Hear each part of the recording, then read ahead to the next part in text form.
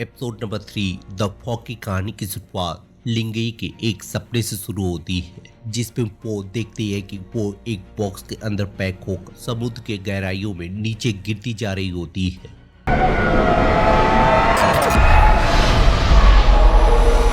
उठो।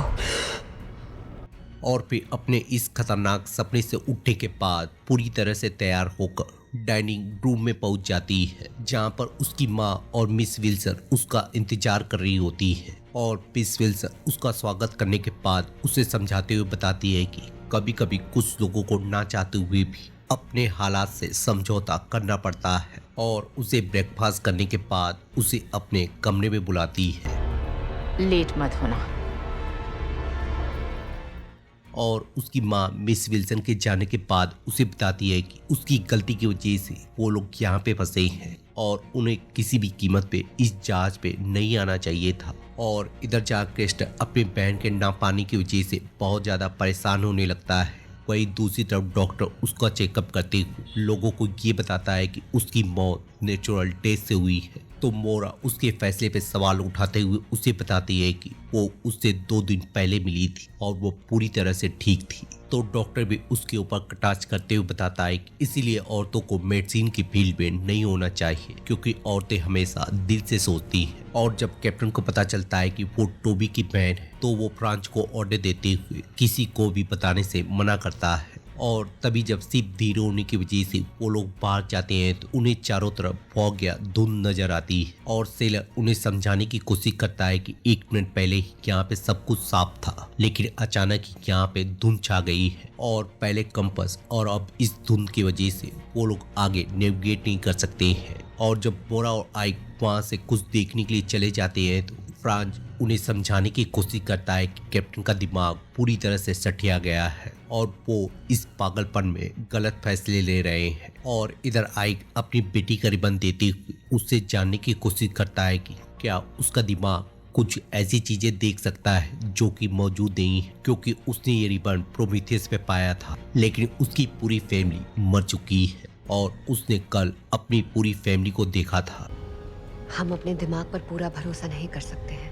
हर चीज जिसे हम देखते और महसूस करते हैं वो इलेक्ट्रिकल इम्पल्सेस का नतीजा होता है। कभी कभी हम उन इम्पल्सेस को गलत समझ लेते हैं। तो मोरा उसे समझाने की कोशिश करती है कि उसके दिमाग में केमिकल लोचा हो चुका है और लोग इसी तरह पागल होते हैं। तो आइक को उसकी बातों पे यकीन नहीं होता है और अपने बेड को खसकाकर वो होड़ के ढक्कन को उसके सामने रख देता है और उसे समझाने की कोशिश करता है कि वो इस जहाज के चप्पे चप्पे को जाता है, लेकिन ये होड़ कभी भी यहाँ पे नहीं होना चाहिए था। और उसे समझाने की कोशिश करता है कि जब से वो लोग प्रोमीथियस पे गए हैं यहाँ पे बहुत सी अजीब चीजें हो रही हैं और वो इसी वजह से प्रोमीथियस शिप पे जाकर कैप्टन के लॉग बुक को चेक करना चाहता है और ये जानना चाहता है कि क्या वहाँ पे भी ऐसी चीजें हुई हैं। तो मोरा उसकी बात सुनने के बाद उसके साथ जाने का फैसला करती है। और इधर हम देखते हैं कि जहाज की रुकने की वजह से और एडा के गायब होने की वजह से सभी लोग परेशान हो रहे होते हैं। और जब टोबी वहाँ पे पहुंचकर अपने बैंड को ढूंढने की बात करती है तो उसकी माँ उसे बताती है कि उन्हें भगवान से प्रार्थना करने की जरूरत है और प्रार्थना करने की वजह से उनके सारे दुख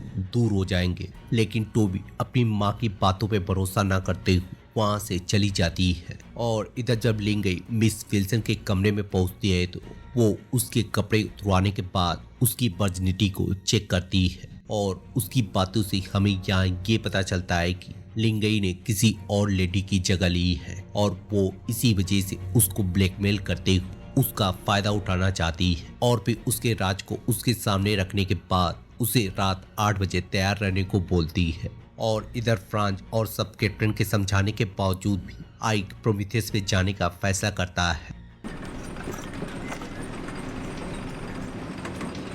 और फिर उनके जाने के बाद वो सब कैप्टन से बोलता है कि आइक पूरी तरह से नशे में है और उन्हें इस पागलपन को रोकने के लिए कुछ न कुछ करना पड़ेगा। तो फ्रांच के जाने के बाद सदस्य उस कमरे में लगे हुए एक बॉक्स को खोलता है और पिछले एपिसोड में मिले हुए मैसेज को पूरी तरह से टाइप करने के बाद उस बॉक्स को बंद कर देता है। और इधर एलियट पिरामिड को लेने के बाद बेड के अंदर बने हुए होल के अंदर चला जाता है और इधर मोरा और कैप्टन की बातचीत से पता चलता है कि मोरा को एक मिसकैरेज हुआ था और उसी दौरान उसमें कॉम्प्लिकेशन हो जाने की वजह से वो कभी भी मां नहीं बन सकती है। और जब आइक उससे जानने की कोशिश करता है कि वो घर जाने से इतना क्यों डरती है, तो मोरा उसे बताती है कि वो अपनी जिंदगी में सब कुछ खो चुकी है। और इधर जब लिंगई अपनी माँ को बताती है कि मिस विल्सन उसके राज के बारे में जानती है, तो उसकी माँ उसकी बात सुनकर उसके ऊपर भड़क जाती है। और उनकी गहमा गहमी से हमें यहाँ ये पता चलता है कि उसकी माँ एक प्रोस्टिट्यूट है और जब भी उसके ग्राहक उसके बोर्ड पे आते थे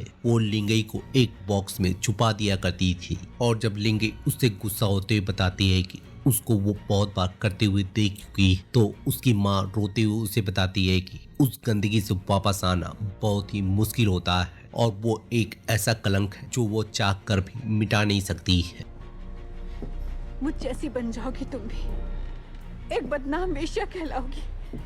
तो वो अपनी माँ की बात सुनकर वहाँ से गुस्से में चली जाती है और जैसे ही वो भागते हुए ऊपर पहुँचती है वो अपने बोट के पास पहुँच जाती है। और जब उसकी माँ की आवाज़ उसका पीछा नहीं छोड़ती है तो वो एक बॉक्स में अपने आप को बंद कर लेती है और हमें वहाँ पर रिवील होता है कि लिंगई ने किसी को गलती से अपने बोट पे मार डाला था और उसकी लाश को ठिकाने लगाने के लिए उन्होंने एक बक्से में डालकर उसे फेंक दिया था। लेकिन हम यहाँ पे देखते हैं कि लिंगई उस बक्से में खुद पड़ी होती है और वो और उसकी माँ उस बक्से को समुद्र के अंदर फेंक देते हैं।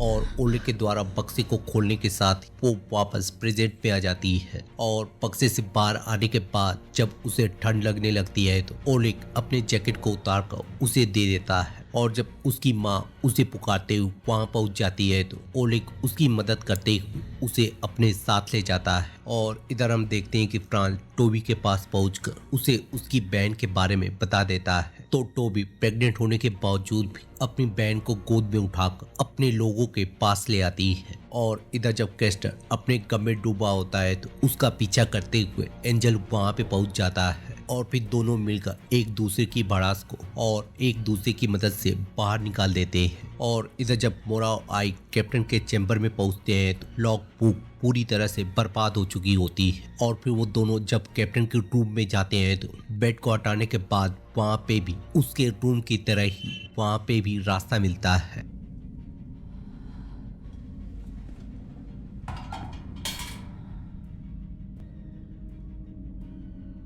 क्या तुम्हें कुछ दिख रहा है?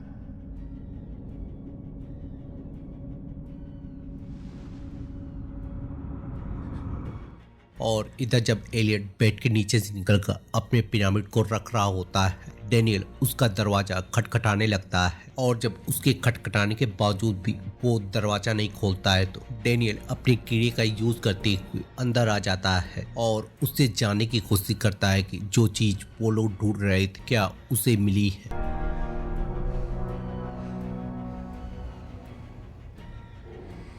और इधर जब ओलेग लिंगई को अपने सीक्रेट लोकेशन पे ले जाने के बाद उसके लिए खाना लेने के लिए चला जाता है तो वहाँ पे बहुत सारी धुंध आ जाती है। और जैसे ही लिंगई फिर से आगे बढ़ती है वो फिर से अपने अतीत में चली जाती है। और फिर कुछ देर आगे जाने के बाद उसकी मुलाकात मेमे या उसके दोस्त से होती है और वो उसे बताती है कि वो सब कुछ छोड़कर और इंग्लैंड जाने के बाद वो न्यूयॉर्क के लिए निकल जाएगी। या दूसरे शब्दों में कह सकते हैं कि लिंगई ने इसी लड़की की जगह ली है और लिंगई ने जिसको गलती से मारा है वो कोई और नहीं बल्कि उसकी दोस्त मेमे है।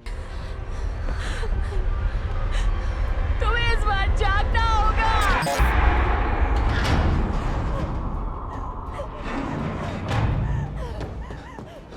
क्या हुआ तुम्हें?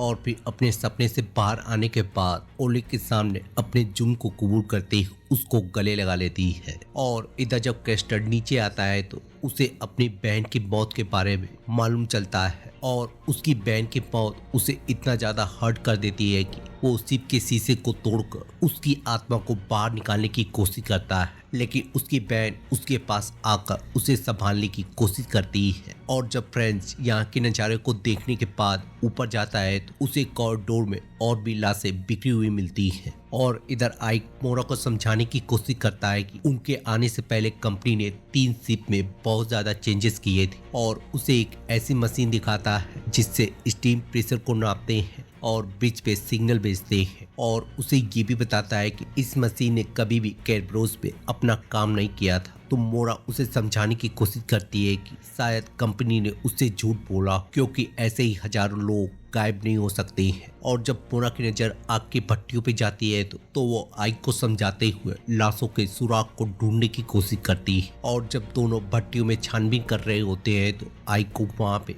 प्रोमेथियस की पैसेंजर लिस्ट मिल जाती है और वो मोरा को इस बारे में ना बताकर उस पैसेंजर लिस्ट को अपनी जेब में रख लेता है। और इधर लिंगे अपनी माँ के पास वापस आ जाती है और उसे बताती है कि वो सच बोल रही थी, वो लोग कभी भी सपने नहीं देख सकते हैं और अगर हमने किसी और का हक छीना है तो हमें उसकी कीमत चुकानी पड़ती है। और फिर उसे बताती है कि वो मिस विंसन से बता सकती है कि वो उनके लिए तैयार है। और इधर जब लूसी अपनी पूरी तैयारी करने के बाद अपनी दवाई लेने की कोशिश कर रहा होता है तभी उसकी बीवी वहाँ पे आ जाती है और उसको ना चाहते हुए भी उस मेडिसिन को नीचे फेंकना पड़ता है। और फिर अपनी बीवी से हवा खाने का बहाना बनाकर लिंगई के रूम में पहुंच जाता है। और जब लिंगई उसका स्वागत करने के बाद या अपने डांस का नज़ारा दिखाने के बाद जब अपने कपड़े को उतारने की कोशिश करती है तो लूसियन उसे ऐसा करने से मना कर देता है। और जब उसे अपने बारे में बताने की कोशिश कर रहा होता है उसकी हालत बहुत ही ज़्यादा खराब हो जाती है। और इधर आइक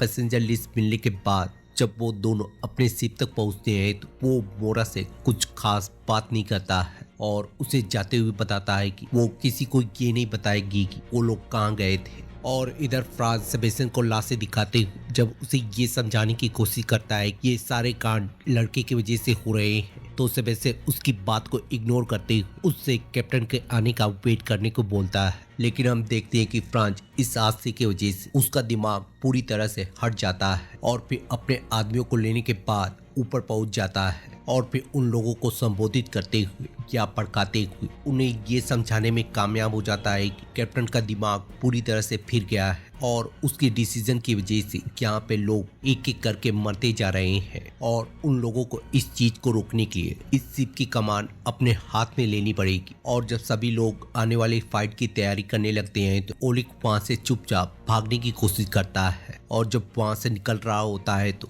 फ्रांस की नज़र उसके ऊपर पड़ जाती है और वो लोग उसे पकड़कर जेल में डाल देते हैं जहाँ पे उसकी मुलाकात जीरोम से होती है। और इधर जब एंजल रेमिरो के पास आता है तो वो उससे जानने की कोशिश करता है कि वो कहाँ पे था। तो एंजल उसे समझाने की कोशिश करता है कि बाहर बगावत हो चुकी है और वो लोग अमेरिका जाने वाले हैं। और रेमिरो अपनी भड़ास निकालते हुए उसे बताता है कि उसकी वजह से उसने उसके भाई को मारा है क्योंकि वो अपनी आदत से बात नहीं आ सकता है और उसने वादा किया था कि वो बदल जाएगा। तो एंजल उसे जवाब देता है कि तुम किसी का स्वभाव नहीं बदल सकते हो। मैं जो हूं सो हूं और जो तुम हो सो हो, ये नहीं बदल सकता।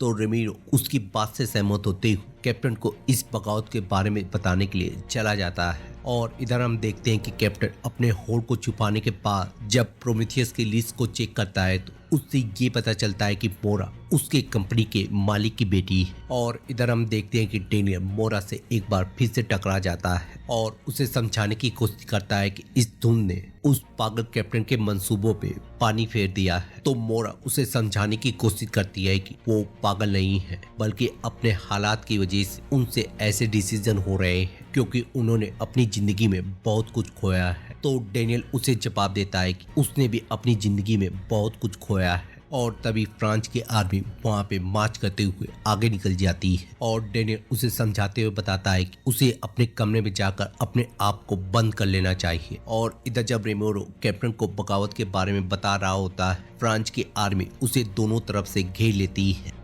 और इधर हम देखते हैं कि डेनियल अपने डिवाइस से छेड़छाड़ करते हुए उस स्टीम मशीन को ऑन कर देता है जिसके बारे में कैप्टन ने मोरा को बताया था। और फिर उसके पूरी तरह से ऑन होने के बाद डेनियल के इशारे पे पूरी धुंध और प्रोमेथियस शिप गायब हो जाता है। और इसी कांड के साथ ये एपिसोड भी यहीं पे खत्म हो जाता है। तो मिलते हैं किसी और वीडियो में किसी और टीवी सीरीज को एक्सप्लेन करते हुए।